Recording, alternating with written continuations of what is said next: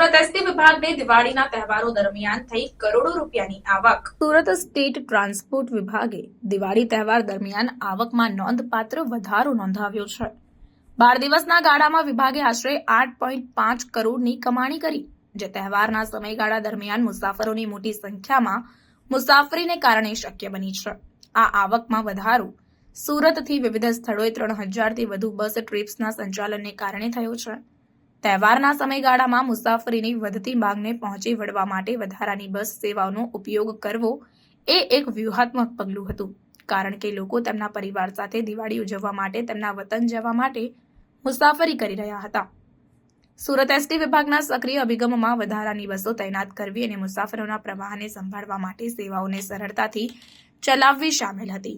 આ પ્રયાસે મુસાફરોને સુવિધા પૂરી પાડી અને વિભાગની આવકમાં નોંધપાત્ર વધારો કર્યો। વિભાગના અધિકારીઓએ પરિણામોથી સંતોષ વ્યક્ત કર્યો અને નોંધ્યું છે કે વધારાની આવક, સેવાઓ અને ઇન્ફ્રાસ્ટ્રક્ચરને સુધારવા માટે ફરીથી રોકાણ કરવામાં આવશે।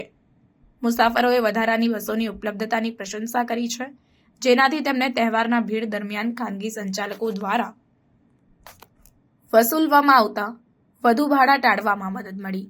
એસટી સેવાઓની સસ્તી અને વિશ્વસનીયતાની વિભાગની સફળતાના મુખ્ય પરિબળો તરીકે હાઇલાઇટ કરવામાં આવી। મ્યુનિસિપલ કમિશનર રાજેશ પટેલે આ સિદ્ધિ પર ટિપ્પણી કરતા કહ્યું કે આ દિવાળી સિઝનમાં સુરત એસટી વિભાગનું પ્રદર્શન ખૂબ જ પ્રશંસનીય છે। વધારાની આવક અને અમારી સેવાઓને વધુ સુધારવા અને અમારા મુસાફરોની જરૂરિયાતોને અસરકારક રીતે પૂર્ણ કરવા માટે સક્ષમ બનાવશે। દિવાળીના સમયગાળામાં સુરત એસટી વિભાગની સફળતા વિભાગના મેનેજમેન્ટ અને સ્ટાફ દ્વારા કાર્યક્ષમ આયોજન અને અમલનો પુરાવો છે। તે પીક સિઝન દરમિયાન જનતા માટે સરળ અને સસ્તી મુસાફરી સુવિધા પૂરી પાડવામાં જાહેર પરિવહનની મહત્વતાને પણ રેખાંકિત કરે છે।